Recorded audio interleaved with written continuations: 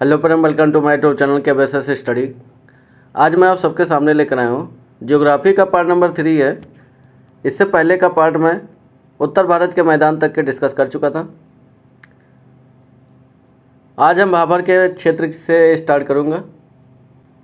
अगर आप किसी भी कंपटीशन की तैयारी कर रहे हैं तो इस वीडियो को पूरा देख कर जाइएगा। यहाँ से हर कंपटीशन में से पूछे गए क्वेश्चन होते हैं, आप प्रीवियस ईयर्स उठाकर देख सकते हैं। अगर आप पीसीएस की तैयारी कर रहे हैं तो आपके लिए रिवीजन बैच हो सकता है। मैप के माध्यम से रिवीजन कराने की कोशिश किया हूँ पूरा, तो आप इस वीडियो को पूरा देखिएगा। टॉपिक पर चलते हैं। सबसे पहले बात करूँगा भाबर के क्षेत्र के बारे में। भाबर के क्षेत्र के बारे में बात करूँगा तो यह शिवालिक हिमालय के दक्षिणी ढाल पर स्थित है। इसकी चौड़ाई की बात करेंगे तो 8 से 10 किलोमीटर इसकी चौड़ाई एक पट्टी शिवालिक मैदान के दक्षिणी ढाल पर स्थित है। यह क्षेत्र कृषि योग्य नहीं है क्योंकि यहाँ पे कंकड़ीले पथरीले टाइप के पत्थर पाए जाते हैं जो कि नदियों द्वारा बहाकर छोटे छोटे निक्षेपों द्वारा लाया गया होता है। नदियों द्वारा लाए गए गोटिका निक्षेपों से निर्मित होता है भाबर का क्षेत्र। इसीलिए यहाँ पर कभी कभी नदियाँ विलुप्त हो जाती हैं। विलुप्त होने का तात्पर्य यही है कि छोटे छोटे पत्थर टाइप में पड़े होते हैं, उसके नीचे से नदियाँ फ्लो होती हैं। आपको नहीं दिखाई देगा नदियाँ किधर से निकल रही हैं। अगली क्षेत्र का बात करेंगे हम तराई क्षेत्र का। तो तराई क्षेत्र की बात करेंगे तो भाबर के दक्षिण भाग में यह स्थित होता है। इसकी चौड़ाई की बात करेंगे तो 10 से 20 किलोमीटर इसकी चौड़ाई आपको मिलती है। भाबर क्षेत्र में जो हमारी नदियाँ विलुप्त हो जाती थी वो तराई क्षेत्र में आपको नदियाँ दिखने लगती है।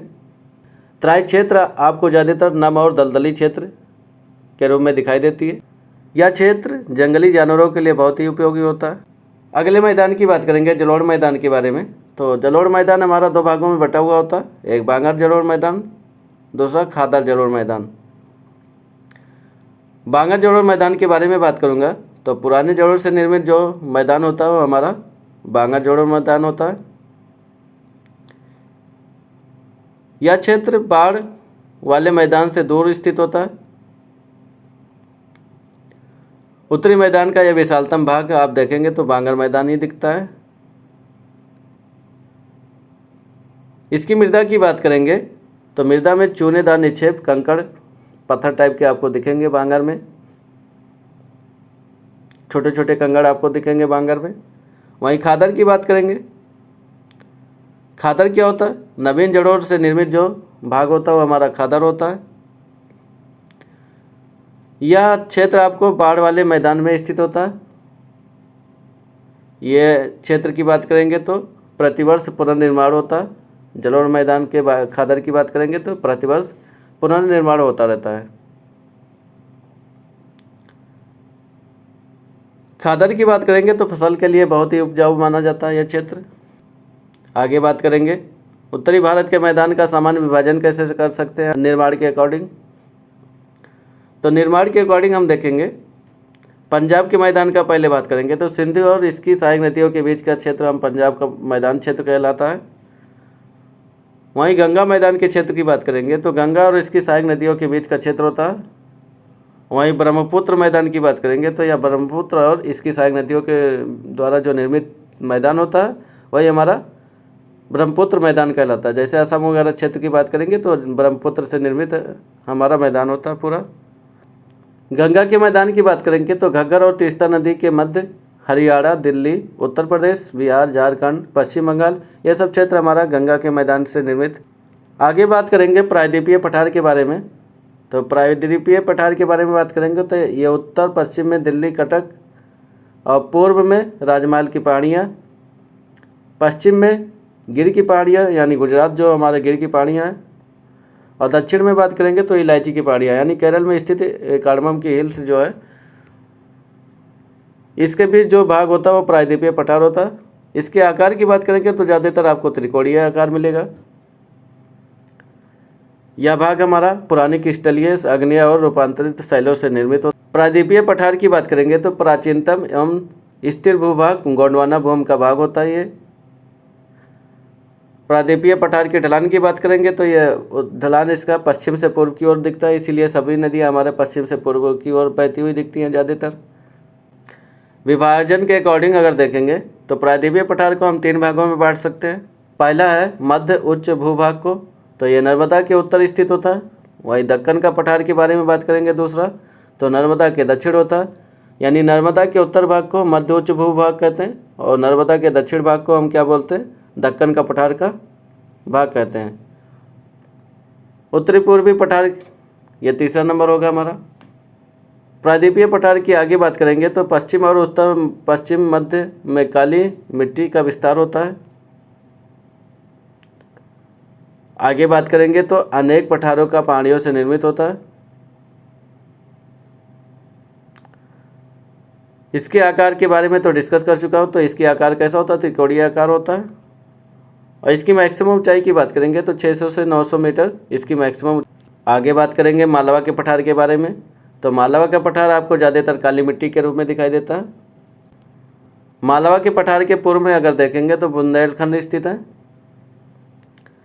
इसकी समग्र ढाल की बात करेंगे तो उत्तर की ओर ज़्यादातर आपको दिखाई देगा मालवा का पठार। इसके दक्षिण में बात करेंगे तो विंध्य श्रेणी की स्थित है। मालवा का पठार के निर्माण की बात करेंगे तो ये ज्वालामुखी लावा से जो निर्मित होता है। इसके पश्चिम में बात करेंगे तो मालवा के पठार के पश्चिम की बात करेंगे तो यहाँ पर अरावली की श्रेणी स्थित है और मालवा का पठार आपको ज़्यादातर काली मिट्टी के रूप में ही दिखाई देता है। ये बहुत ही उपजाऊ होता है कपास के लिए। मालवा के पठार के पास आप देखेंगे ज़्यादातर आपको कपास की खेती की जाती है, इसलिए काली मिट्टी यहाँ पे ज़्यादातर विस्तार होता है। कपास की खेती के लिए काली मिट्टी बहुत ही उपयोगी माना जाता है। मध्य उच्च भूभाग के बारे में बात करूँगा तो नर्मदा नदी के उत्तर में स्थित है ये। दक्कन पठार के उत्तरी सीमा पर स्थित है ये अवशिष्ट पर्वतों से उत्कृष्ट उदाहरण है ये पूरा मध्य उच्च भूभाग को। और इसकी ऊंचाई की बात करेंगे तो मैक्सिमम 700 से लेकर 1000 मीटर ऊंचाई इसकी देखने को मिलती है। मध्य उच्च भूभाग की अगर ढाल की बात करेंगे तो पश्चिम से पूर्व की ओर दिखाई देता है आपको। मध्य उच्च भूभाग अगर देखेंगे तो पश्चिम में चौड़ा ज़्यादा मिलेगा और पूर्व में आप संकीर्ण होता जाएगा। मध्य उच्च भूभाग के बारे में बात करूंगा तो अधिकांश विस्तार इसका मालवा के पठार क्षेत्र में आपको मिलेगा। आगे बात करेंगे तो पूर्वी भाग में बुंदेलखंड और बघेलखंड स्थित है। मध्य उच्च भूभाग के पूर्वी भाग में देखेंगे तो बुंदेलखंड और बघेलखंड स्थित है। मध्य उच्च भूभाग के अगर पूर्वी में देखेंगे तो राजमहल की पहाड़ियाँ और छोटा नागपुर का पठार तक इसका विस्तार मिलता है। आगे अगर बात करूंगा मध्य उच्च भूभाग के पश्चिम सीमा पर अगर देखेंगे तो अरावली पर्वत स्थित है और दक्षिण सीमा पर देखेंगे सतपुड़ा की पहाड़ियाँ स्थित है और उत्तरी सीमा पर देखेंगे तो विंध्य पर्वत की श्रृंखला दिखाई देती है पूरी। तो ये मैप के माध्यम से समझाने की कोशिश किया, उनको ज़रूर तैयार कर लेना, याद करने में बहुत आसानी हो जाएगी। अगर आप ये सब तैयार कर लेते हो आपको पीसीएस में बहुत हेल्प मिलता है। आगे मैं बात करूंगा बुंदेलखंड के पठार के बारे में। तो बुंदेलखंड का पठार की बात करेंगे तो इसके उत्तर प्रदेश और मध्य प्रदेश के मध्य स्थित है। यहाँ पे अर्धशुष्क जलवायु प्रेजेंट होता है और यहाँ लहरदार कृषि आप नहीं कर सकते क्योंकि ये हमारा कृषि योग्य भूमि क्षेत्र बहुत कम माना जाता है।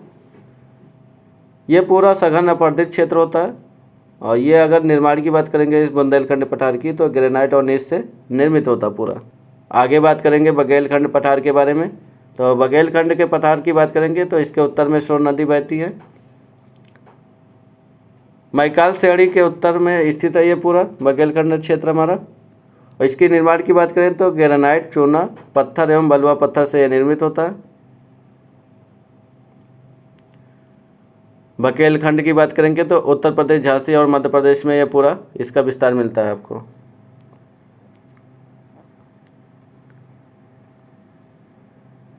आगे बात करेंगे हम छोटा नागपुर के पठार के बारे में। छोटा नागपुर के उत्तर पूर्व में देखेंगे तो राजमहल की पहाड़ियाँ स्थित है। छोटा नागपुर पठार के बारे में बात करूंगा तो गोंडवाना चट्टान से यह पूरा निर्मित है। इसकी विस्तार की बात करेंगे तो झारखंड, छत्तीसगढ़ और पश्चिम बंगाल में इसका विस्तार मिलता है छोटा नागपुर के पठार का।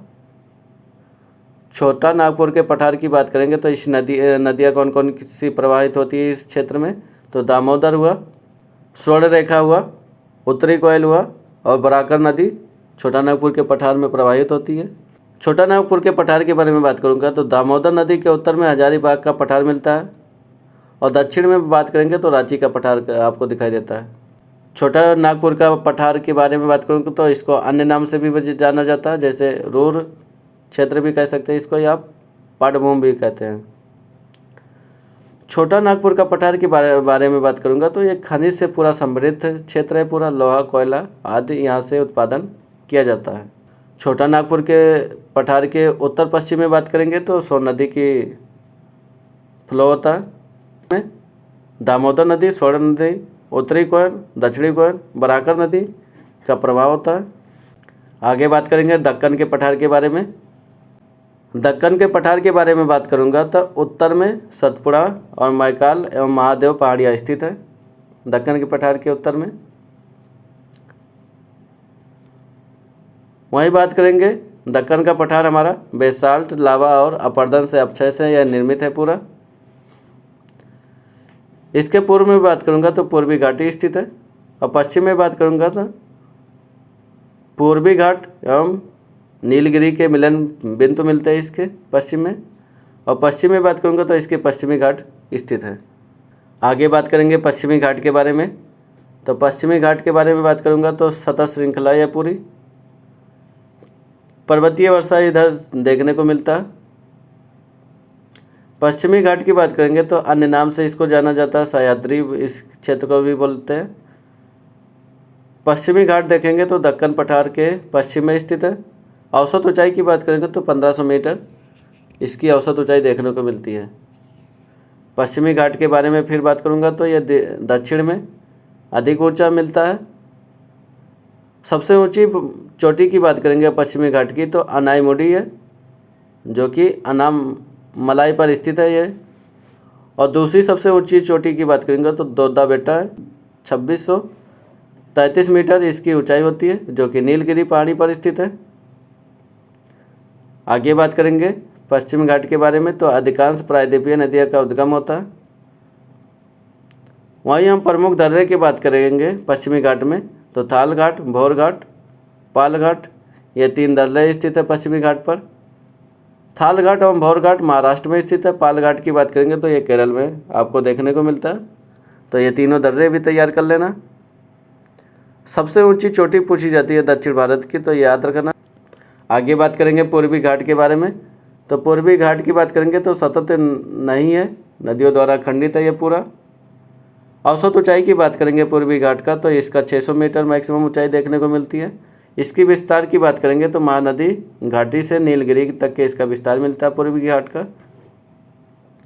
सबसे ऊंचा शिखर की बात करेंगे तो महेंद्रगिरी है। पूर्वी घाट में सबसे ऊंचे शिखर की बात करेंगे तो महेंद्रगिरी है, जो कि 1500 मीटर इसकी मैक्सिमम ऊंचाई मिलती है। पूर्वी घाट के दक्षिण पश्चिम में बात करेंगे तो सौराय और जवादी की पहाड़ियाँ मिलती हैं। आगे बात करेंगे उत्तर पूर्व पठार मेघालय का पठार के बारे में बात करूंगा।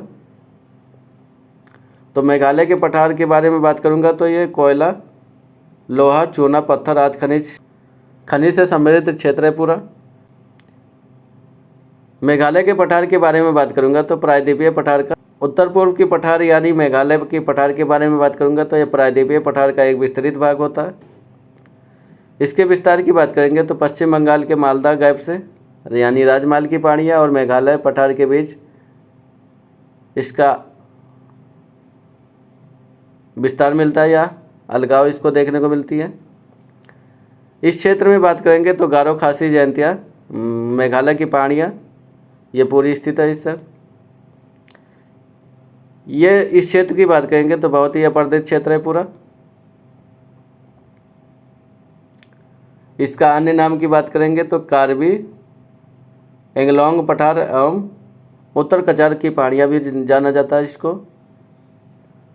इस क्षेत्र में बात करेंगे तो अधिकतम वर्षा दक्षिण पश्चिम मानसून से प्राप्त होती है। आगे बात करेंगे अरावली पर्वत श्रेणी के बारे में। तो अरावली पर्वत श्रेणी को अवशिष्ट पर्वत भी कहा जाता है, याद रखना। इसकी विस्तार की बात करेंगे तो राजस्थान, गुजरात, हरियाणा, दिल्ली में इसकी विस्तार मिलता है। इसकी सर्वोच्च चोटी के बारे में बात करूंगा तो गुरशिखर है, जो कि 1722 मीटर इसकी मैक्सिमम ऊंचाई होती है।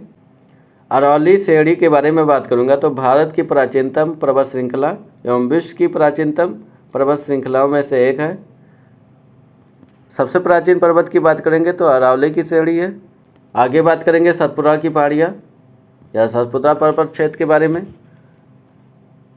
सतपुड़ा के उत्तर में बात करेंगे तो नर्मदा नदी का भाव है। इसकी विस्तार की बात करेंगे तो महाराष्ट्र और मध्य प्रदेश में इसका विस्तार मिलता है सतपुड़ा की पहाड़ियाँ का। इसकी दक्षिण में बात करेंगे ताप्ती नदी बहती है, उत्तर में नर्मदा नदी, दक्षिण में ताप्ती नदी। इसकी सर्वोच्च चोटी की बात करेंगे तो धूपगढ़ी यानी मध्य प्रदेश के पंचमढ़ी में स्थित है ये पूरा, इसकी सर्वोच्च चोटी सतपुड़ा की। अगली पहाड़ी की बात करेंगे तो नीलगिरी की पहाड़ी के बारे में। तो पश्चिम घाट एवं पूर्वी घाट के मध्य में यानी मिलन बिंदु पर स्थित है। इसकी सर्वोच्च चोटी की बात करेंगे तो दोड्डा बेट्टा, जो कि 2633 मीटर स्थित है तमिलनाडु में। इसकी विस्तार के बारे में बात करूंगा तो केरल, कर्नाटक और तमिलनाडु पर इसका विस्तार मिलता है नीलगिरी की पहाड़ियों का। तीनों राज्यों में मिलता है देखने को, तमिलनाडु हुआ, कर्नाटक हुआ और केरल हुआ। आगे बात करेंगे भारतीय मरुस्थल के बारे में। यह अरावली पर्वत के उत्तर पश्चिम में स्थित है। मेसोजोइक युग में समुद्र का हिस्सा था एक पूरा। यहाँ रेतीली टीले और बरखान पाए जाते हैं। 150 मिलीमीटर से कम वर्षा होती है यहाँ पे, यानी शुष्क जलवायु प्रेजेंट होता है यहाँ पर। बहुत कम वनस्पतियाँ यहाँ पे देखने मिलती है। अत्यधिक इस क्षेत्र में बात करूँगा तो अत्यधिक वाष्पीकरण देखने को मिलता है। भारतीय मरुस्थल के बारे में बात करूँगा तो नदियाँ अल्पकालिक एवं कुछ नदियाँ मरुस्थल में लुप्त हो जाती हैं। यानी इधर की नदियाँ की बात करेंगे तो बहुत ही अल्पकालिक होते हैं और मरुस्थल में जाकर विलुप्त हो जाती है। जैसे लूनी नदी की बात कर लें, सबसे बड़ी नदी यहाँ की बात करेंगे तो लूनी नदी ही है, जो कि मरुस्थल में आगे जाकर। भारतीय मरुस्थल के ढलान के बारे में बात करेंगे तो ढाल के आधार पर इसका विभाजन करेंगे तो दो भागों में इसका विभाजन कर सकते हैं, उत्तर भाग और दक्षिण भाग के बारे। उत्तर के भाग के बारे में बात करेंगे तो सिंध की ओर ढाल है और दक्षिण भाग की बात करेंगे तो कच्छ के रण की ओर ढाल मिलता है। तो आज का टॉपिक यहीं तक रखते हैं। आप सबको ये वीडियो अच्छा लगा हो लाइक करें, शेयर करें, सब्सक्राइब करें। आप सब ऐसे हमसे जुड़े रहें। थैंक यू, धन्यवाद।